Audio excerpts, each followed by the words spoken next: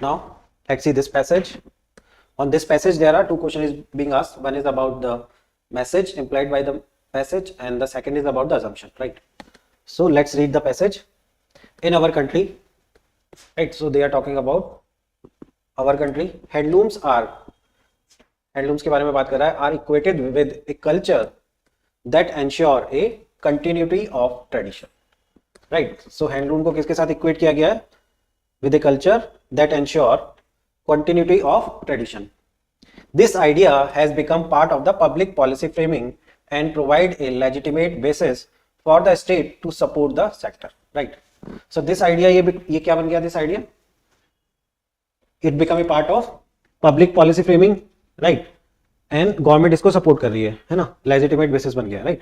But the notion of tradition, right? The notion of tradition as a single linear entity is being strongly contested today, right? So this idea is being contested today. The narrative dominant in defining culture tradition in a particular way are seen to have emerged as the identity and history of large section, right?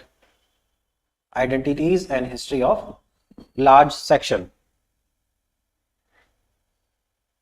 तो क्या बोल रहा है कि जो narrative है culture और tradition को डिफाइन करने का, राइट? तो ये क्या डिनोट कर रहा है?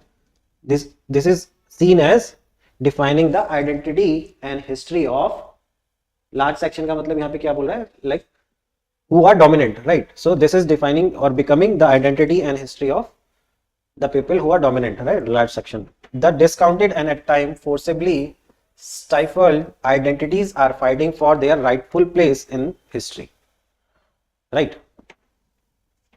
The discounted and at times forcibly stifled, right? तो discounted का मतलब होता है कि नजरअंदाज करा जाना, right?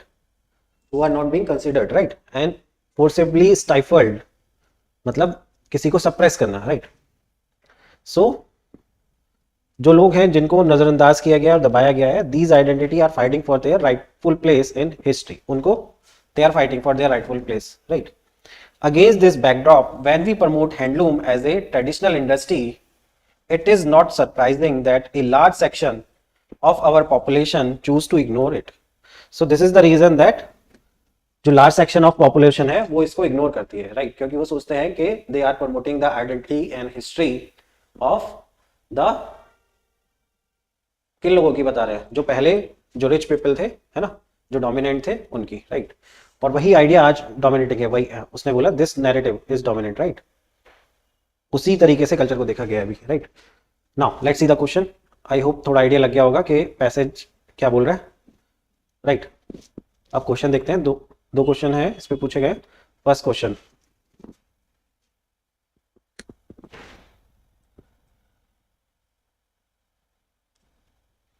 yes, this is the first question. Which one of the following statement best reflect the most logical rational message conveyed by the author, right? First, we need to free the handloom industry को from the limited narrative linked to preserving culture heritage, right? तो author यही बोल रहा है एक तरीके से कि क्या इशू है ना? तो यहाँ पे ये बोल रहा है कि we need to free, कि हमें फ्री कर देना चाहिए हैंडलूम इंडस्ट्री को लिमिटेड नैरेटिव से, that is linked to preserving culture heritage, right? So this is correct, है ना? ये बता रहा है कि हमें आगे क्या करना चाहिए, राइट? क्योंकि ऑथर ने बताया कि क्या प्रॉब्लम हो रहा है, राइट? अब देखते हैं सेकंड, देखते हैं, राइट? इसको अभी हम टिक मार्क नहीं कर रहे हैं सही, क्योंकि ये सही हो सकता है क्योंकि ये उसके आगे का बता रहा है कि हमें क्या करना चाहिए, राइट? ये कुछ प्रेस्क्राइब कर रहा है this solution. Now second, continued state support to the handloom industry ensure the preservation of some of our glorious art form and old tradition, right? ये बोल रहा है कि स्टेट का सपोर्ट रहना चाहिए क्योंकि इससे प्रिजर्व हो रहा है हमारा glorious form of old tradition, right? So this can not be answer. Author ऐसा कुछ बोल भी नहीं रहा है, राइट? और जो प्रॉब्लम ऑथर बता रहा है उसके बारे में भी इसमें कोई मेंशन नहीं है, राइट? नाउ थर्ड ऑप्शन देखते हैं। Household unit of the handloom sector should be modernise, right, household unit को मॉडर्नाइज करना चाहिए and made an economically viable organise industry में कन्वर्ट करना चाहिए, राइट। सो ऐसा ऑथर ने नहीं बोला है, और इससे जो ऑथर प्रॉब्लम डिस्कस कर रहा है उसका भी कोई सॉल्यूशन नहीं मिलेगा, right. Now fourth, handloom products need to be converted to machine made designer product so as to make them more popular, right, ताकि उनको और पॉपुलर बनाया जा सके, राइट। सो यहाँ पे भी वही प्रॉब्लम है, this is not correct because ऐसा कोई मेंशन नहीं है कि मशीन मेड बनाना चाहिए, और जो प्रॉब्लम ऑथर ने डिस्कस करी है वो भी सॉल्यूशन से खत्म नहीं होगी, right. So the answer will be A, right. This option is providing the correct solution, right, कि उस जो लिमिटेड नैरेटिव्स है, डोमिनेंट नैरेटिव है, उससे ओवरकम करना है, right. So answer will be option A, ठीक है। नाउ सेकंड क्वेश्चन देखते हैं। Second question is about the assumption.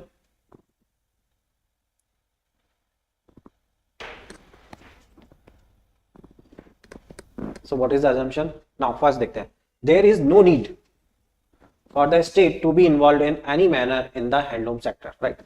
तो कहीं भी ऐसा नहीं लगता है कि ऑथर ये बोलना चाह रहा है कि स्टेट को सपोर्ट नहीं करना चाहिए, राइट, क्योंकि ऑथर का वो कंसर्न नहीं है। ऑथर प्रॉब्लम के बारे में बता रहा है कि what the problem existing, right. State support के बारे में मेंशन किया है उसने, राइट, पर इसका मतलब ये नहीं कि ऑथर ये चाह रहा है कि स्टेट सपोर्ट बिल्कुल खत्म कर देना चाहिए, राइट, क्योंकि यहाँ पे लिखा है इन एनी मैनर, तो बहुत एक्सट्रीम है। So that's why this is wrong, right? Now second, handloom products are no longer appealing and attractive in the rapidly changing modern world. Modern world के बारे में बात नहीं करी है उसने, right? First of all, second उसने ये भी नहीं बोला है कि they are appealing or not, right? Attractive है या नहीं है, इस बारे में भी बात नहीं करी है। So this cannot be the assumption of the author, right? So the answer will be option D, neither first nor second, right? I hope ये आपको समझ आ गया होगा, ठीक है।